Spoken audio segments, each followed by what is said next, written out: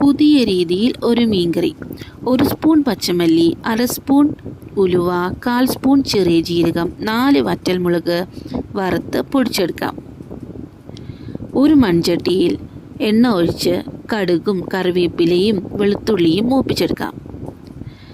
3 സവാള അരച്ചതും 2 പച്ചമുളകും അരച്ച 2 തക്കാളിയും ചേർത്ത് പച്ചമണം മാറും വരെ വഴറ്റുക.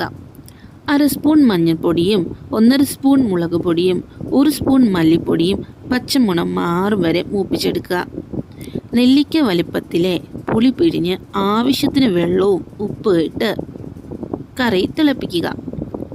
മീൻ കഷ്ണങ്ങൾ ഇട്ട ശേഷം എണ്ണ തെളിയും വരെ തിളപ്പിച്ച് പൊടിച്ച മസാലയും ചേർത്ത് രുചിയോടെ ഭക്ഷണം വിളമ്പി സ്നേഹിതരെ സന്തോഷിപ്പിക്കാം. അപ്പോൾ ഒരു പുതിയ വീഡിയോയിൽ നമ്മൾ വീണ്ടും കാണാം. Okay, bye guys.